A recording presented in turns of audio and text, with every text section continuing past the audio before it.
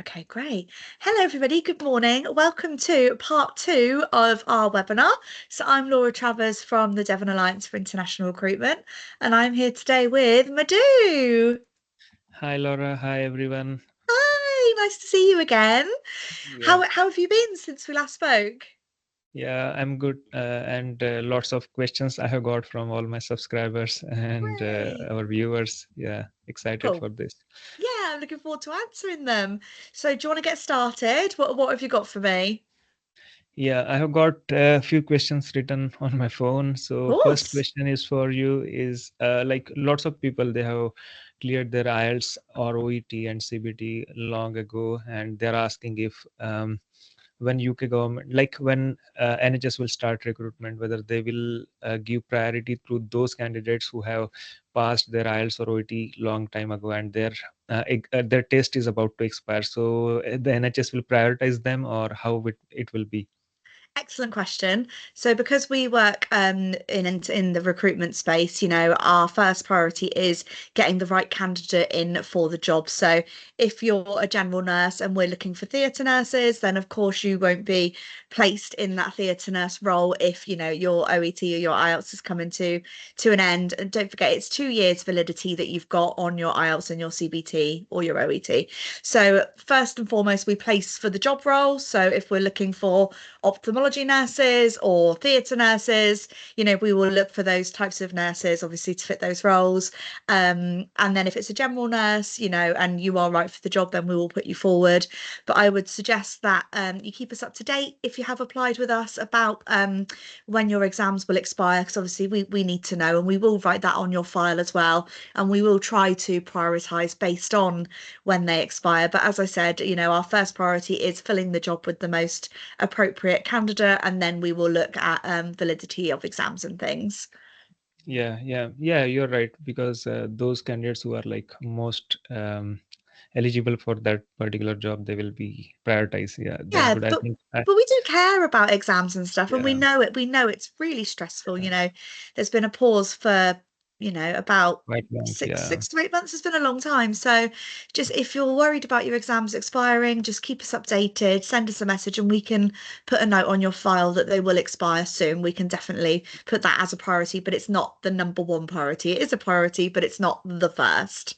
Yeah. So if you have already passed your exam, then I would suggest you to just contact Devon Alliance. So they will, Yeah. whenever recruitment will start, they will try to prioritize you, but Yes. we are Yeah. not 100% sure. Yeah, we'll do our best, and of course we would love to do that. So yeah. So another question is, lots of candidates they have passed their interviews from different trusts, but they are still waiting for COS. So, what do you think? When can be their relocation? When they can expect everything to restart again? Oh, good question. So the new government's come in to the UK. We've got a completely new government now. So we're just sort of waiting, really. There's no guarantees and we've not heard anything, but I'm hopeful that it's going to be the end of the year. I mean, I would say that as long as you're being recruited ethically, which means that you're not paying any money to any recruiter. So please don't. And if you have, please don't go through that, because that's not fair. You shouldn't be paying anybody any money to recruit you. um but just keep the faith, go with an ethical recruiter, Mhm. like us, or you can find the framework online as well. So ethical recruiters don't charge anything.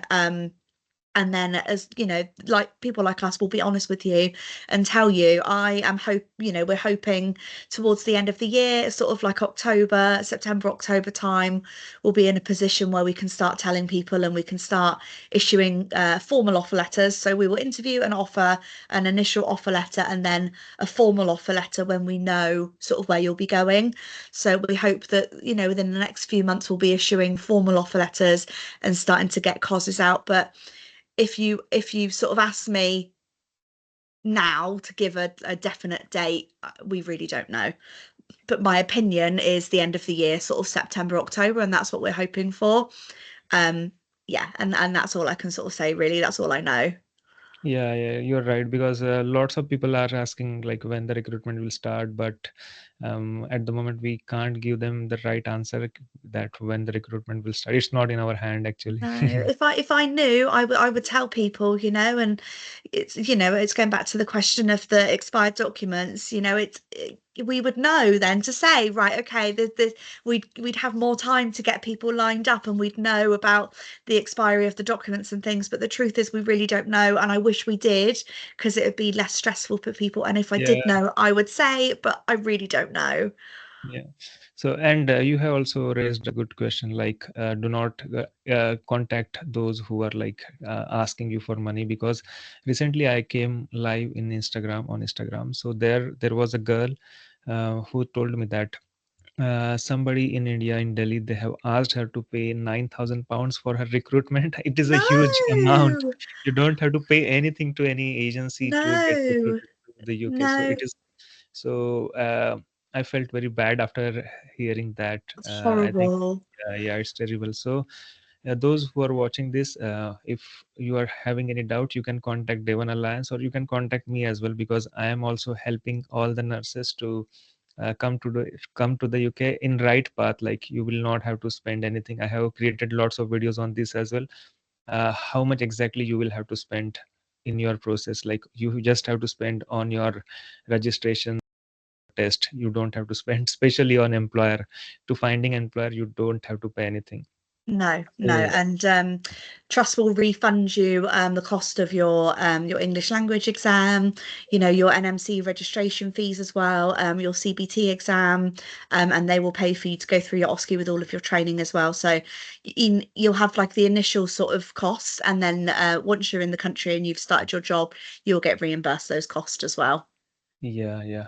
I have created detailed video like how much they will get reimbursed. So if you will see the total amount after getting reimbursed, I think it will be around 280 pounds, which you will have to spend in all your process after getting reimbursement. Okay, So that's it's good. not, it's a very small amount which people have to spend on their process. So it is very good, and That they is should good. also always follow the right path. Otherwise, wrong people, they will come into the contact of wrong people, and these wrong people can like Yeah, take lots of money from them. yeah. Okay, so there is one more question from our viewer. So what is your suggestion for those who have already passed IELTS or OET and CBT? What documents they should keep ready for their process? So obviously try and keep your IELTS or your OET and your CBT documents up to date. Make sure that your registration is almost complete with the NMC. So you've submitted all of your paperwork with the NMC, and you're just waiting on the OSCE. So you need to submit all your verifications, your English exams, your CBT, plus your it's your qualifications, isn't it, that you need to submit for them to check as well. So just make sure you're up to date with all of your requirements for the NMC, and keep your documents up to date. You'll need a police check as well for every country that you've worked in for the last 10 years. So if you are from India and you now live in Dubai, for example, you would need a police check from India and also from Dubai to cover 10 years, or if you've been in Dubai for 10 years, then you only need one for Dubai. Also, if some countries require for you to have a TB chest x-ray. Yeah, So I know that India is one of those countries, but Dubai isn't. So just check on the UK government website. I can give the details, or you can ask me if you need a chest x-ray. So that's something that you'll need as well. And references, we need two references from you. So just make sure you've sent in the details for your references. Um, and that's everything really. Oh, we ask for a COS template, and then also we do like a health sort of questionnaire as well for occupational health, but that isn't until you've received your second offer letter. So until your COS is kind of imminently being issued, then we ask for a template for your COS, so we've got all of your details sort of up to date, and then also a health questionnaire as well. So it's very, very common in the UK, as Madhu will know as well, that yeah, occupational yeah. health will just contact you, just check that you're okay. it's not dependent on your job. No one's going to withdraw your offer letter if you say potentially that you might be blind in one eye. You know, things can happen where Mhm. we will make reasonable adjustments to make work Yeah, easier for you. So if you do have like a minor health ailment, please don't be scared to talk about it because we're here to support you. And in the UK, we're really big on actually incorporating disabilities into the workplace, and we want to be able to support you. So just it's not there to catch you out. We really want to help you. So occupational health, get in touch, just check that everything's okay, and that you've declared sort of everything that you need to declare. But it's nothing to be scared about. We genuinely want to support you. So that's what I would say just to get into place, really. yeah, you're right. Yeah. So all these documents, if you are ready, then whenever recruitment starts, you will be like, you will not spend, Exactly. yeah, you will not spend too much time on preparing yourself. Yeah. It's what we Then call like COS ready. So you are ready to be issued a you're ready. COS. So Yeah. when we are ready to start the deployment, it will be the COS ready nurses that we'll be Mhm. in touch with first. And those are the nurses that have kept up to date with all of their Yeah. documents. So if you applied, say like 6 months ago and some of your documents have run out, you need to get them updated to be COS Yeah. ready. Because if you're not COS ready, then you won't be in the first batch of deployments. Yes, right. And recently, I had made video as well on new requirements of becoming nurse in the UK. So there, I had explained about the new requirement, which was just an experience, because lots of people were thinking that when you are fresher and you are without experience, still you can get job in the UK. So, what do you think? How much experience is playing important role in finding job in the UK at the moment? Okay. It is possible to get a job as a fresher through an agency. I have taken a fresher before. She went to Salisbury and they were very open to recruiting freshers, and that's fine. But a lot of hospitals that we recruit for specifically want 6 months to a year experience, and actually more recently they've wanted a year. And I have heard in India that actually people get a year contract, and the hospital won't give them a reference until they have Mm. actually worked for a year. I've heard that a lot. So I would say a year. But you know, there are opportunities for freshers. And if we do get that, I will put it on social media. As you know, I run our Devon Alliance social media pages. So if there are opportunities for freshers, we will put them on our pages. And you know, I would perhaps say to you, we're looking for freshers. Do you know of any? Yeah. But it's rare. I've been in this job for 3 years and I've recruited one fresher. So it's not common. I would say get that experience. 6 months Mm. to a year, ideally a year, really. A lot more hospitals are saying a year. Um, 6 months we can place, but if you have a year or more, it's easier and it's better for you as well. Yeah, because at the moment, if you will see the scenario, like lots of experienced people are waiting for the job. So I think when trust will look for candidates, they will prefer the candidate who has got good job, and more specifically, if they clear interview, then they will have like whoever I clears the know. interview, they will get the job. Yeah, it Yeah, depends on interview as well. as I've said to people recently, competition is really fierce at the moment. Yeah. We're not in the space that we were in 2 years ago, where you know people with 6 months or even 4 months experience were being snatched up. It's not like that anymore.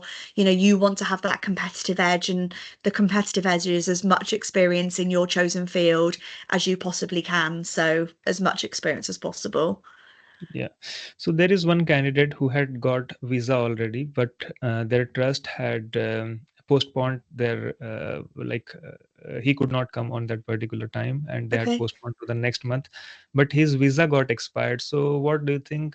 This that particular trust will employ him again, or what will be his process like? They will extend his visa or anything? Yeah, they should do. So I'd need to specifically look at his visa because it's different for different people from what I can remember. And I've not looked at a visa in a few months.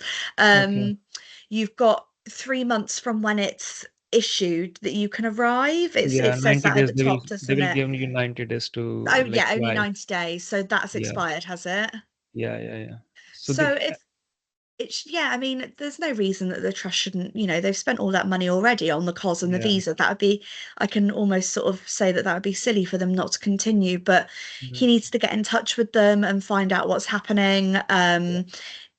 they should, they should issue another visa through that COS, or get in Yeah, touch with the Home Office just to explain the situation, and they should either extend or reissue a new visa. So, I mean, I yeah, can't speak for the hospital. I don't know who they yeah, are, and yeah, I yeah. don't know what their intentions are, but I can't imagine that they would pay for a COS, pay for a visa appointment, and then not carry through. It's that seems crazy. So I would advise him to speak to the hospital, find out what Yeah. their plans are, ask if they're going to speak to the visa services to extend his visa sort of 90-day arrival period, and then take it from there. But I can't imagine that they wouldn't.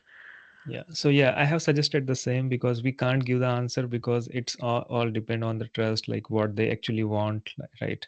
So only trust can answer that question, but still, Yeah. yeah, I just wanted to ask. Yeah, so there was one more question, like one person has 18 month of experience, then Okay.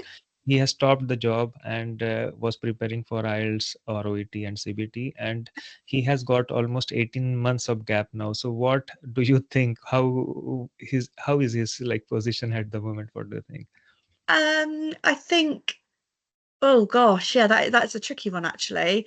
It's Mm, completely acceptable to take a gap to do CBT prep and prep for your English mm, exam.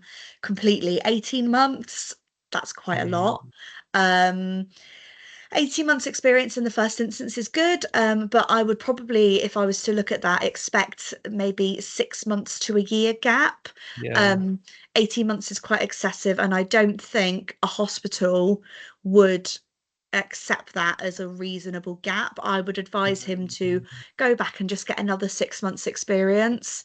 I yes. mean, he can still apply, and we're, maybe he has already applied, and if he has, applied with us, please reach out to me, because I can Hmm. put a little note on his file to sort of say, big gap, but gaining Mm, more experience now. So he can still be considered for roles, but just get some more experience in. And then, while he's getting that experience in, we can have him on the system, and we can put him forward for yeah. roles, knowing that he's still getting that experience. So I would Mm, recommend, yeah, I would say that a year gap to study is perfectly acceptable, but 18 months is just a little yeah. bit too long. So I'd Yeah. say he needs to get another 6 months Yeah. experience. Yeah, I think yeah, most of the trust they ask for like they can accept up to 12 months of gap. I think I don't think, so. yeah, yeah, yeah. So and what do you think about how many bed capacity there should be if they are planning to take experience? So how many bedded hospital experience they should have? Ideally, there is no any I think rule, but what do what's your say on this? There's no, yeah, as you said, there's no rule. So, I Yeah. mean, it doesn't really matter. The only Mm. thing I would say, as you would know, Madhu, is that you've probably experienced a lower patient to nurse ratio in India than in England. So you probably worked in what, a 1-to-4 nurse ratio in India? Where I worked, it was like a huge hospital, and one nurse was looking after 20 patients. So, Wow. Okay. So that's probably not the yeah, best example, but yeah. I've spoken to nurses when we went to Kerala, and we spoke to nurses, and they were like 1-to-6 or 1-to-4 ratio. In the UK, Mhm. it's what, 1-to-8 or 1-to-12? Wow. Okay. S- What what sort of ratio do you work with your patients? Actually, I work in theater, Oh, so that's not too bad. yeah, I work one to one. Yeah, So yeah, in like ICU, for example, it's 1-to-1 or 1-to-2, kind of depending. So it's dependent on the area that you work in. So yeah, ICU, that's your high dependency units. yeah, 1-to-1, if one, is a bit more sort of stable, then it could be 1-to-2. Mhm. Most likely it's 1-to-6 or 1-to-8. Um, and also you've got, other nurses and healthcare assistants and doctors that are also there to support. But bed ratio doesn't really matter Yeah, about the size of the hospitals, because in the UK the hospitals are kind of broken up into wards, and you work in that yeah, ward area and you work in your ward team. yeah, So it's not really, I wouldn't look at a CV of someone that's worked in a 200 bedded hospital and someone that's worked in a 2000 bedded hospital and see them as different. I would look at their experience and their qualifications as the same, and the yeah. amount of experience that they've got as the same. So it doesn't really make a difference Mm. when I'm looking at hiring somebody. But it could be that if I was looking for, say, a community hospital, that's someone that has worked in a lesser bedded hospital would be more favorable just because they're used to sort of a lesser busy kind of setting. But people that Hmm. have worked in say if you'd worked in medical or accident emergency in a bigger hospital, huge hospital, you'd be great for accident emergency in Yes, England because you'd be used to, the constant flow I of can know. patients and the Yeah. busyness. Yeah, so it really depends on what we're looking for, but fundamentally, no, I'm not looking at the bedded hospitals that you worked in. Sometimes, if we're looking for somebody that it likes to be busy and is used to being hands-on, but that's very rare, but Hmm. occasionally, but yeah. Yeah, and some people have got experience as a community health officer, and they're working in community. So will they be like preferred for ward like in hospital, or they will have to look job for community? Um, you can request it.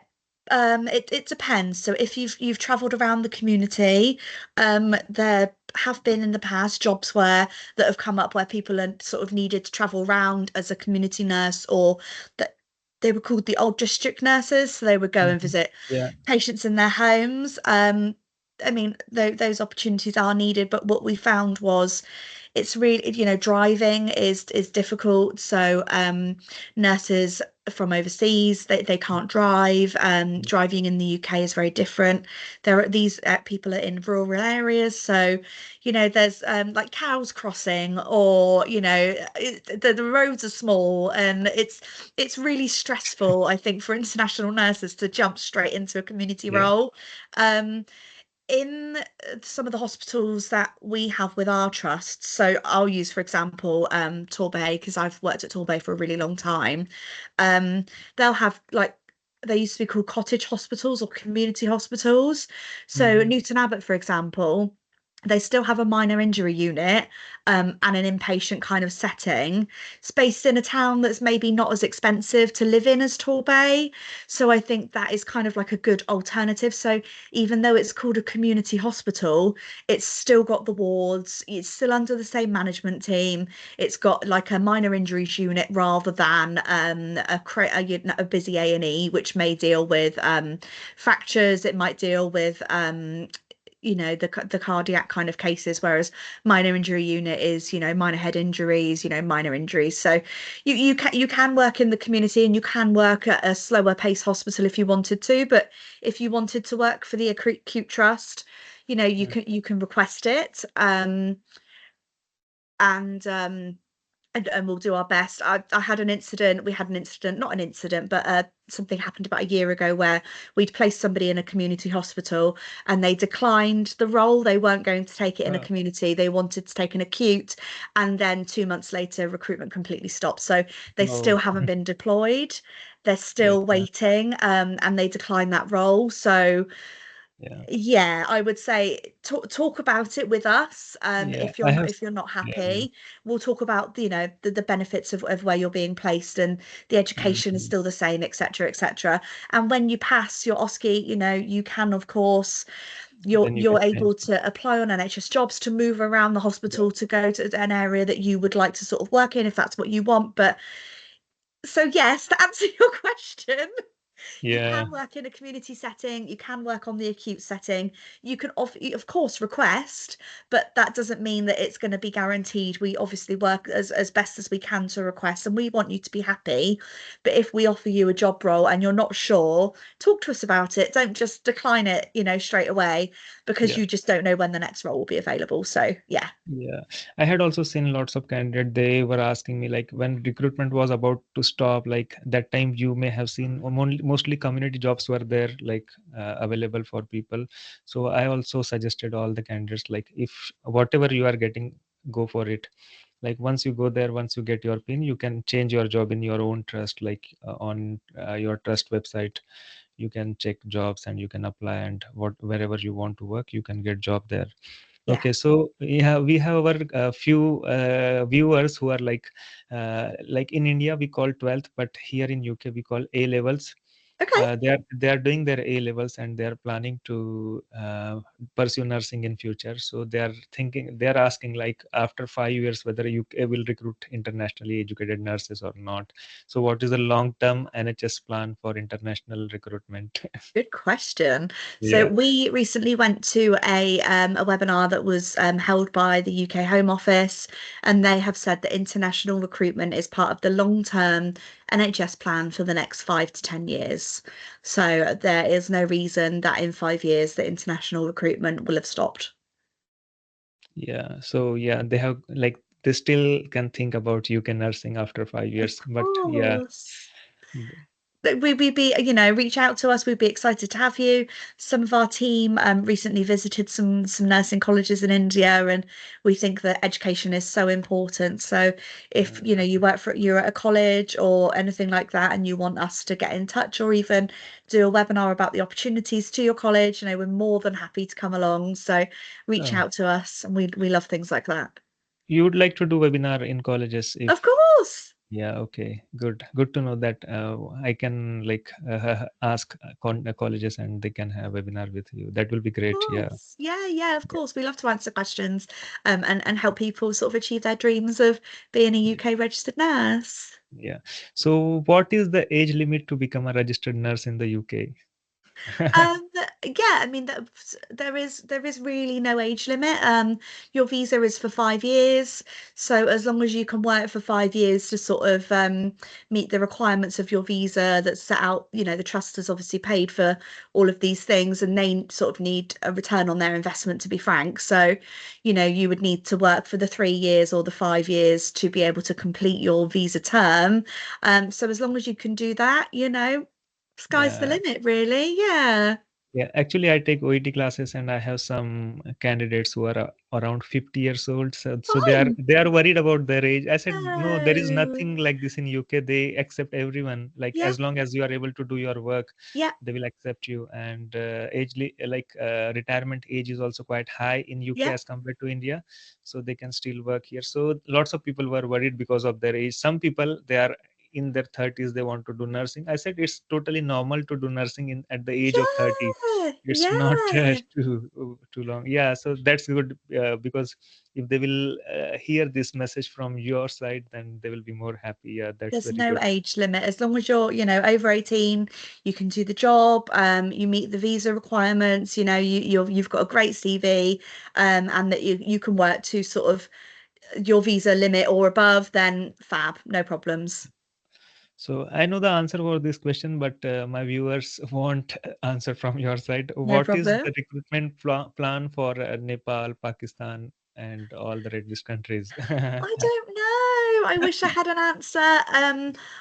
The only thing that I do know is that the WHO update their red list or their code of conduct every year, or every 2 years. I Yeah, think it's I think every every 2 3 years, after every every 2 or 3 years. 2, 3 years. So the last big thing was the addition of the Zimbabwe and Zambia to the red list, Yeah, and that was in March 23. So I expect that the next edition or review of the code of conduct will probably be in March 25. hmm, Whether they take any countries off, we don't know. Whether they add any countries on, we don't know. So yeah, it's literally waiting for that list. Even when there were rumors that Zimbabwe and Zambia were being added to the list, I was like, it's just a rumor. We've not heard anything. And then it was released literally within a couple of days. It happened so quickly. We really mm, didn't know. But I will say that those countries, we had already interviewed nurses and care workers from the countries that were added to the red list, but we honoured their offer because we'd already interviewed them when they were part of the mm, green list. And that was the same with Kenya. When Kenya was added to the amber list, we had a couple of candidates from Kenya that we'd already interviewed, and mm, we honoured the offer that we'd already given them. So we always try and do what's ethically right for the candidate as well. yeah, yeah. Um, So the truth is, and it's probably the same as you, Madhu, I really don't know, but they will review it again next year. Whether they'll Mm, take things off, countries off or add countries, we really don't know. Until that list is released, we don't yeah, know. we can't give because it is not in NHS, not in England government's hand. It is in WHO's hand. So it's very difficult. So the last question, lots of people had interview with Devon. They're still Yeah. waiting for COS. So they are asking what will happen to them. Oh, well, of course, as I said earlier in the video, um, keep all your documents updated. Sorry, something just popped into my head again. But I just want to say, if you are waiting, we've not forgotten you. You're welcome to message us at any time if you have any doubts, any questions. We are always here for you. You can contact me on WhatsApp if you need to. I'm always on WhatsApp and the team email as well. But as I said earlier in the video, keep all of your documents up to date. If you're worried that your OET or IELTS or CBT will expire soon, just email the team. We'll put a note on your file. If you have, if you've got an updated CV, if you had an interview 6 months ago and you've recently been working in ICU that you weren't working in before, or you've been working in oncology or somewhere different, send an updated CV. That way, everything is always up to date. Try and keep your documents up to date. Just make sure that you're always COS ready. Um, I know it's expensive and I know that people don't have money to burn and it is a really unfortunate situation. But just keep the faith. Even if you leave it until, say, September and then you start getting your documents up to date again. Because I do genuinely think that something will happen at the end of the year. So yeah, just keep your documents up to date. Get in contact with us if you want an update. I do try and keep people updated through social media. You can reach out to us through Facebook, LinkedIn, Instagram, TikTok, whatever social media, we are there. I man it, so please send us an email. But your offer will still stand as long as you keep everything updated. Refresh your CV if you want to. Send that to the team, and just keep doing your best, and we hope that it will all change soon. Yeah, thank you, Laura. And lots of Welcome. all the time I want to like update people with creating videos, and now from like it is our second time we are having webinar, so I try to keep people informed about their recruitment process because these people are very worried. Some people say, "Oh, you are very optimistic about UK recruitment, but there won't be any recruitment." But I think definitely there will be recruitment because we need nurses, and Yeah, it's very difficult to get homegrown nurses at the moment because you know that this year also we haven't got enough admissions in nursing. yeah, So I think we are still relying on internationally yeah, educated nurses. So yeah, definitely there yeah, is hope. You don't yeah. lose your hope. No, no. People say that I'm too much optimistic about No, international, but no, I you're think not. I think because you've been through the process yourself as well and you see it. I yeah, think people that say about UK nurses, it takes a really long time to train a homegrown yeah, nurse. They're not yeah, just available now, it takes a long time. And the NHS is expanding every day, new hospitals, new units are being built. We know that international recruitment is pivotal and is really important.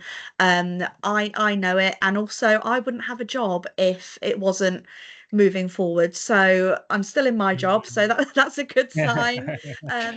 Yeah. Genuinely, international recruitment is so pivotal to the NHS, and we can't wait to welcome more international nurses. You're so important and literally the backbone of what keeps our hospitals running. So Yeah.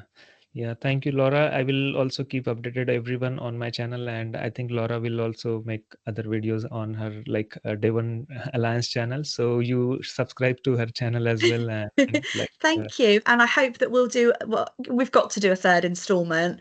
And yeah, we want to get together with Alicia that we did a video with yeah, as well, sure, all of sure, us yeah, together. So yeah, any more questions, pop them in the comments. If you want any more questions answered, we can do another webinar. Happy yeah, to.